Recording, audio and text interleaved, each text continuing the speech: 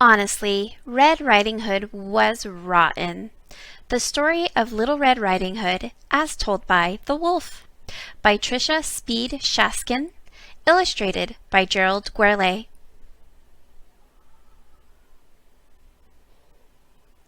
Chomp, chomp. Oh, I'm sorry. I was just finishing my lunch. My name's Wolf, Big Bad Wolf. You may have heard the story of Little Red Riding Hood. About a girl and her granny? Seems everyone has. My tale is different. Did I say tail? I meant tail. Once upon a time, I ran out of food. Completely. The cupboards were bare. The freezer, too. And I'd eaten every last vegetable and fruit in the garden. Every one. Other wolves might have lunched on little forest critters, chipmunks, bunnies, squirrels. But I'm a vegetarian. That's right, I don't eat meat. Well, I try not to. I love apples, Honeycrisp, Pink Lady, Golden Delicious, any kind really. But sadly, it was a long time until apple harvest. I hadn't eaten in weeks. My stomach growled and howled. It moaned and groaned. It even roared. Then my nose took over. Sniff, sniff. I took a whiff.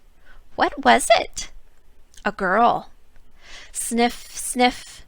I took a whiff. What was it? Cake. Butter. In this forest? I had to investigate. And there she was, Little Red Riding Hood. She looked as plump and juicy as a big sweet apple. Little Red waved her cape. "Isn't it pretty?" she said. "Yeah," I said. "Aren't I pretty?" she said. Was she admiring herself in that puddle? "With this cape," she said, "I'm even prettier than usual." Boy, someone sure was full of herself. My stomach growled. Little Red twirled a strand of hair. "Mother says the cape looks grand with my skin. My skin shines like pearls." Or the meat of a ripe apple, I thought, licking my chops. Remember, I hadn't eaten in weeks. Time to chomp. But then Little Red said, "I can't wait until Granny sees how pretty I am today. I'm bringing her cake and butter from my mother." My stomach howled. 2 meals? I thought. Granny for breakfast, Little Red for lunch, and cake and butter for dessert. "Where does Granny live?" I asked. Little Red pointed. "Down there, in the clearing, the brown house." I knew that house, and I had a plan.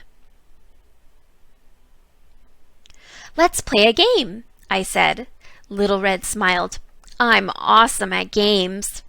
"I bet you are," I said. "You take this path, I'll take that path, and let's see who arrives at Granny's first." "I will," she said. "I'm the prettiest and the fastest." "I bet you are," I said. My stomach moaned. Before it groaned, I ran. No one knows the forest like I do. I chose the shorter path. Sniff, sniff. I took a whiff. What was it? Apple air freshener? Tap, tap. I knocked on the door. "Who's there?" called out a voice. "Your granddaughter," I squeaked. "I've brought you cake and butter from Mother." "Door's open," Granny said. Granny tugged at her nightcap. "Green," she said. "Isn't it pretty?" Pretty like a Granny Smith apple, I thought. "Aren't I pretty?" Granny said. You must have heard the saying, "The apple doesn't fall far from the tree." Well, it's true. My stomach roared. "What's that noise?" Granny asked. Chomp, chomp. I had to eat her. She was no Macintosh apple, but not too bad. I still felt hungry. Tap, tap. Little Red knocked on the door. Who's there? I called out, crawling into Granny's bed. Your granddaughter, Little Red said. I've brought you cake and butter from Mother. Doors open, I said. Little Red walked in and caught a glimpse of herself in the mirror. Isn't my cape pretty, Granny? She said. Aren't I pretty? I clenched my teeth. Granny, Little Red said, what deep dark eyes I have. I said, the color of apple seeds. Granny, she said, what perfect ears I have. I said, shaped like sharply cut apple slices.